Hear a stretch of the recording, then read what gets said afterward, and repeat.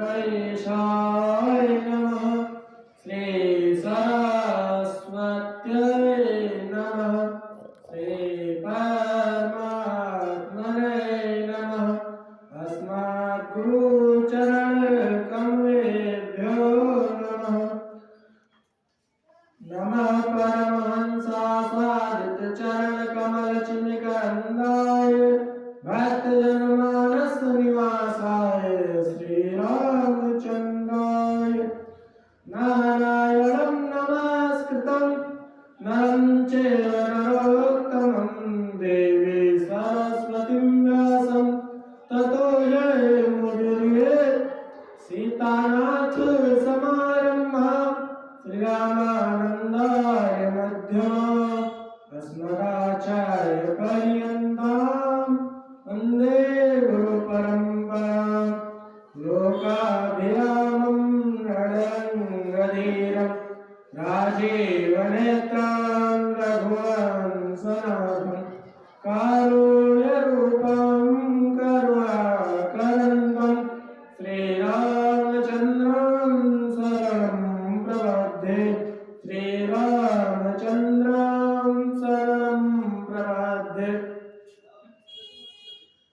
जय जय श्री राधारमण जय जय नवल किशोर जय गोपी चित चोर प्रभु जय जय माखन चोर जय जय माखन चोर। बोले सीताराम महाराज की, हनुमान जी महाराज की, शालिग्राम भगवान की, सरयू मैया की, आज के आनंद की। हर हर महादेव। अनंत कल्याण गुणगान विलय भक्त भयभंजन दुष्ट निकंदन कौशल्यानंद वर्धन दशरथ अजित बिहारी जन्मन हमारी अवध बिहारी भगवान श्री सीताराम जी की महादेव कृपा और कृपा से हम लोगों को फल स्वरूप आज जीवन का परम आलभ्य प्राप्त हो रहा है।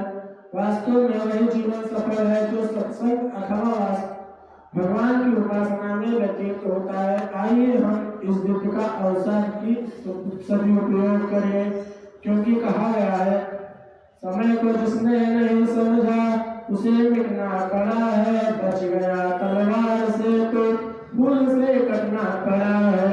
क्यों ना कितना ही विकट हो, क्यों ना कितना ही कठिन हो, हर नदी से राह को चट्टान को हटना पड़ा है। आइए अवसर का लाभ लेते हुए सर्वप्रथम हरि नाम संकीर्तन, उसके बाद भगवान की जैसी इच्छा प्रेरणा होगी जैसी चर्चा आप लोगों के समक्ष रखी जाएगी। श्री राधे राधे गोविंद गोविंद राधे। श्री राधे राधे गोविंद गोविंद राधे। श्री राधे राधे गोविंद गोविंद राधे। श्री राधे राधे गोविंद गोविंद राधे। श्री राधे राधे गोविंद गोविंद राधे। श्री राधे राधे गोविंद गोविंद राधे। गोविंद राधे गोपाल राधे। गोविंद राधे गोपाल राधे। गोविंद राधे गोपाल राधे। गोविंद राधे गोपाल राधे। श्री राधे राधे गोविंद गोविंद राधे। श्री राधे राधे गोविंद गोविंद राधे। श्री राधे राधे गोविंद गोविंद राधे। श्री राधे राधे गोविंद गोविंद राधे। बोले राघवेंद्र सरकार की जय हो।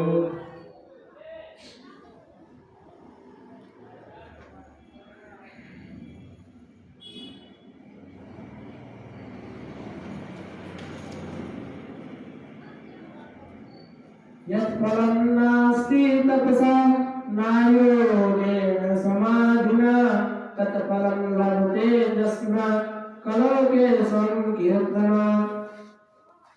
कलयुग में इसमें सरल साधन कोई संभव नहीं है, केवल हरिनाम संकीर्तन मात्र से जीवन भर सागर के बड़ी सहजता पूर्वक पार कर सकता है। इस गुण पर महाराज परीक्षित प्रश्न हो गए और बोले, भाई गुण तुम बड़ा अच्छा लगा, बड़ा ही दिव्य है। जीवों को इससे सरल साधन कोई मिल नहीं सकता। अन्य लोगों में कितनी तपस्या करनी पड़ती है, यज्ञ करने पड़ते हैं और भी बहुत सारे बड़े बड़े साधन करने पड़ते हैं। कलयुग में तो बैठे बैठे जीव हिलाओ, प्रभु के नाम का आश्रय लेकर पार हो जाओ। रेज गए महाराज। परीक्षित भाई, तब तो हम तुम्हें रहने का स्थान देंगे, जाओ। 4 कमरे दिए। नूनं पानं स्त्रीतया सोनं यत्ता धर्माश्चतुर्विधा।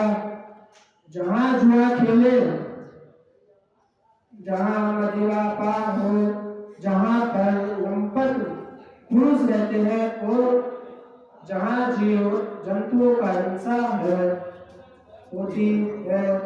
कलयुग गिड़गिड़ाता हुआ बोला, महाराज परिवार बहुत बड़ा है, 4 कमरों में गुजारा नहीं हो पाएगा। और फिर आपने जैसे शकल देखी वैसे ही कमरे दे दिए हमें। अरे कम से कम एक गुण मेरा आपको बहुत पसंद आया तो क्या एक बढ़िया सा कमरा नहीं मिलेगा?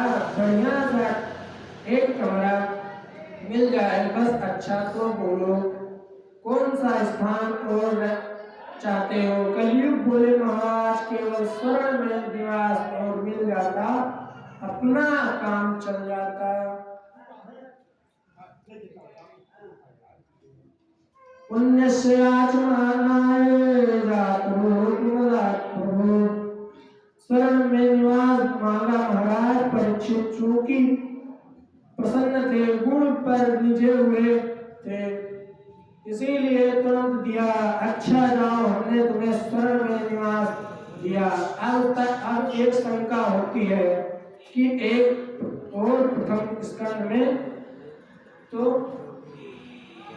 सूत जी महाराज कह रहे हैं कि महाराज परीक्षित ने कलयुग को स्वर्ण में निवास दे दिया, पर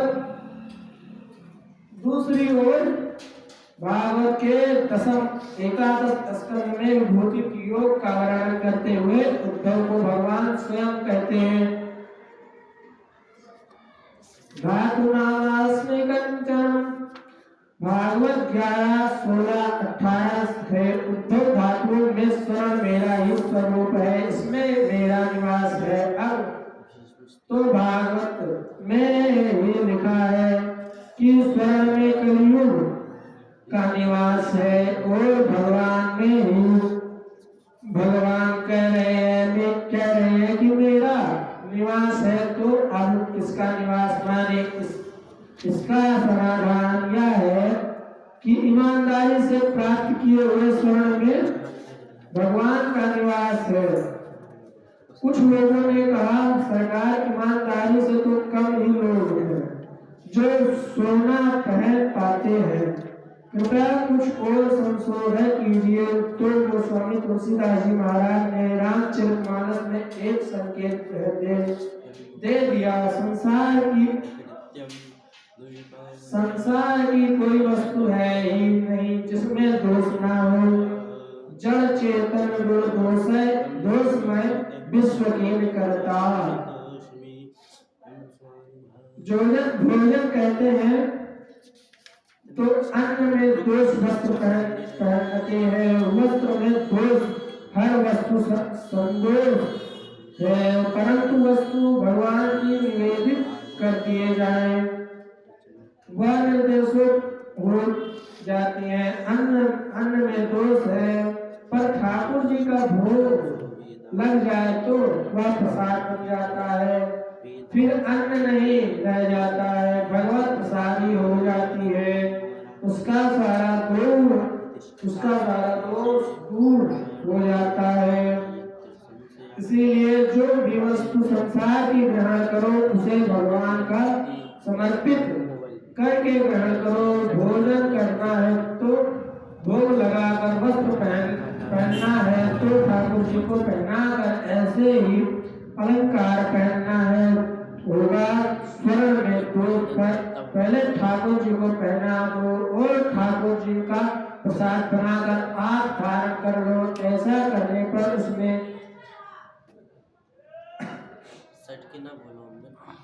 फिर साक्षात प्रभु का ही वास होता है। अतः भगवान का प्रसाद बनाकर इस वस्तु को ग्रहण करना चाहिए। तुम्हें निवेदित भोजन करनी, प्रभु प्रसाद पर भूषण धरनी। एक दिन महाराज परीक्षित स्वरमंडित मुकुट धारण करके शिकार खेलने के लिए निकल पड़े। दिग्भ्रमित हो गए, भूख प्यास से पीड़ित होकर महर्षि समीर की कुटिया में पहुंच गए। बाहर खड़े होकर खूब आवाज दी पर कोई प्रत्युत्तर नहीं आया। कुटिया के भीतर महाराज परीक्षित ने जाकर देखा तो समीर मुनि समाधिस्थ बैठे हुए थे। राजा को भ्रम हो गया।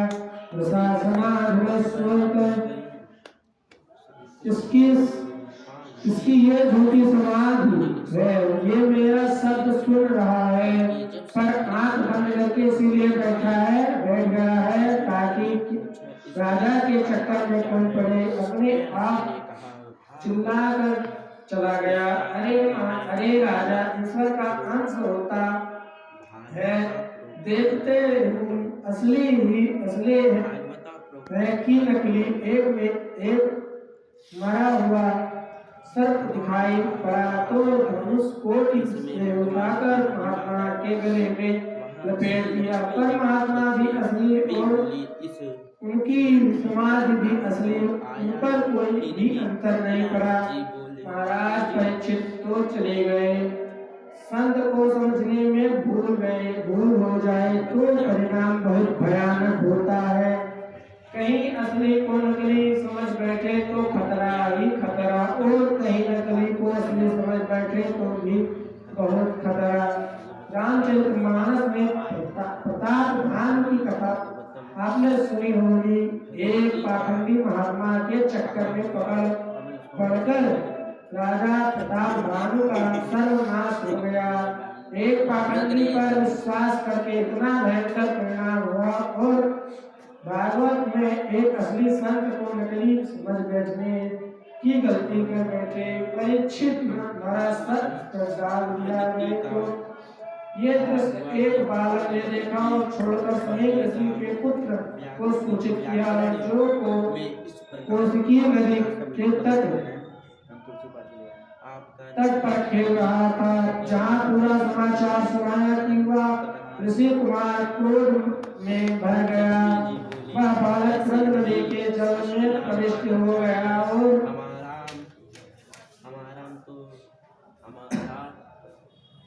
व्यास जी ने उसमें श्रीमद् कौशिक्या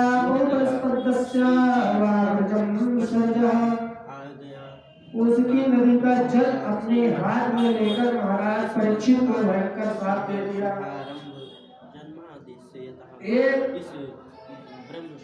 एक कुलांगार ने तुम्हारे पूर्वजों ने सर्वदा संतों की चरण रज अपने मस्तिष्क पर धारण की, और तूने संतों अपमान किया। जा मेरा श्राप है, तूने सर्प को द्वारा मेरे पिता का अपमान किया है, तो आज मेरे सप्तम दिवस अपने पिता के सम्मुख खाया। गले में मरा हुआ सर्प देखा तो मुक्त कंठों में इतना क्रोध उस बार नेत्र खोलकर देखा कि गले में बड़ा सर्प पड़ा है। उतारकर फेंक दिया। पुत्र को गोद में ले लिया। बेटा क्या हुआ, तू इतना क्यों रो रहा है? होने से बालक तो कुछ नहीं बता सकता, पर अन्य बालक थे, उन्होंने सारा वृत्तांत बतलाया। सारा समाचार सुनते ही जहां ये शब्द कान में पड़ा कि मेरे पुत्र ने 7 दिन में मरने का साथ दे दिया, अत्यंत खिन्नमना हो गए। अपने पुत्र से बोले, अरे बेटा, तूने इतना बड़ा अनर्थ कर दिया।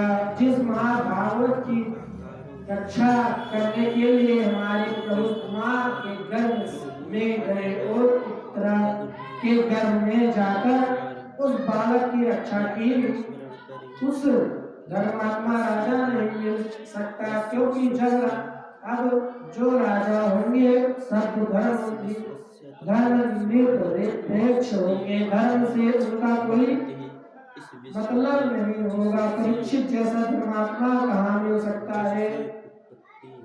अब जब राजा धर्मात्मा नहीं होगा तो प्रजा में धर्म कहाँ होगा? प्रजा सब धर्मनिष्ठ नहीं होगी तो वर्ण संकरता जी और ये सारे दोष का कारण तो बनेगा।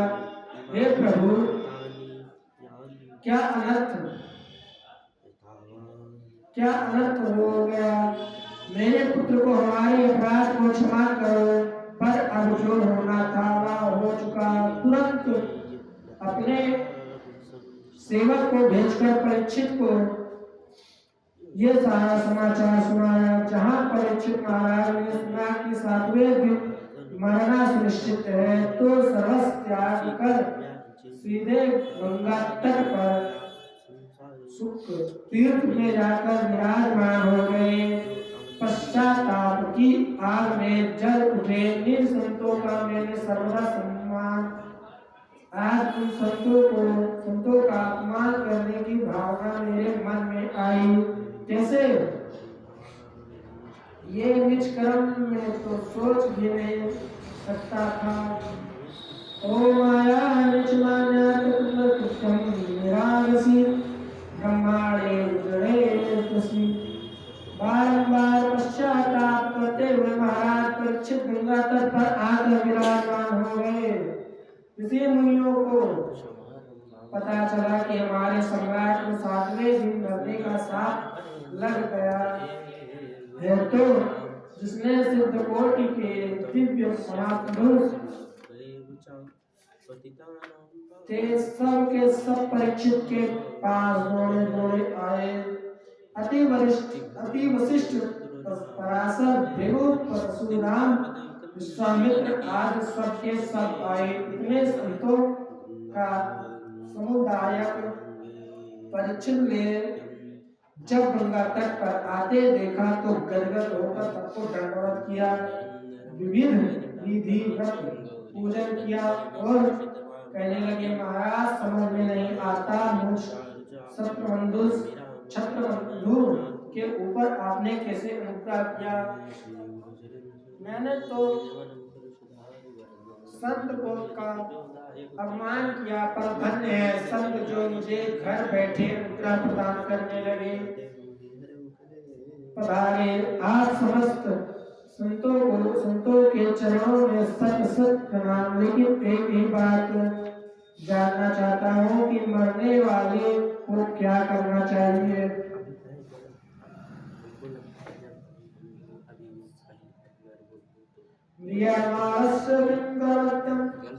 चर्चा हो ही रही थी कि अचानक ऋषि मुनियों के बीच में साक्षात भगवान प्रकट हो गए। सोनक जी ने पूछा, महाराज कौन से भगवान प्रकट हो गए? सूत जी बोले, भगवान व्यास पुत्र मानव भक्त की रक्षा करने के लिए भगवान ने व्यास नंदन सुखदेव बनकर प्रकट हो गए। पहले परीक्षित पर संकट आया हुआ भी ब्राह्मण था। अश्वत्थामा अपने छोड़ा ब्रह्मास्त्र का बाण को उस अस्त्र से बचाने के लिए भगवान भी अपने शस्त्र सुदर्शन चक्र को लेकर छोड़े और परीक्षित की रक्षा की अस्त्र का संकट आया तो अस्त्र लेकर भागे। इस बार ब्राह्मण ने वाद व्रज अर्थात वाणी का व्रज चलाया है। मारने के लिए तो भगवान भी व्यास सुखदेव बनकर वाणी से ही रक्षा करने लगे। रक्षा करने के लिए प्रकट हो गए। इसीलिए केवल व्यास सुखदेव नहीं अपितु मानव भगवान ही व्यास पुत्र के रूप में पधारे हैं। स्वेच्छा से भ्रमण करते हुए जा रहे हैं। ऐसे परमहंसाचार्य श्री सुखदेव जी की जिन्हें इतना भी ज्ञान नहीं है कि स्त्री और पुरुष कैसे कहते हैं, उनकी दृष्टि में तो सबसे बड़ी एक सत्ता है। इसी तरह अपने वाले को विराम देते हैं। आइए सर्वप्रथम संकीर्तन।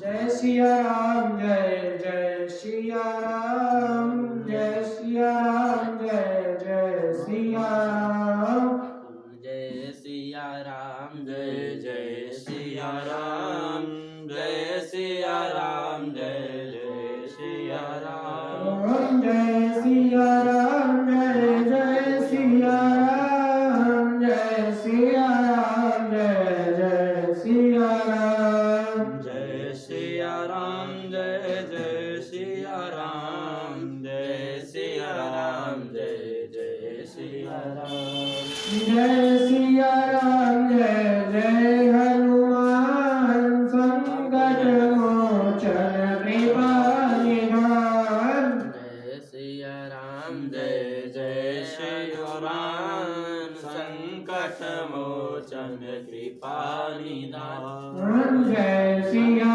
राम जय जय हनुमान संकट मोचन कृपा निधान, जय सिया राम जय जय हनुमान संकट मोचन कृपा निधान। श्री सीताराम महाराज की जय।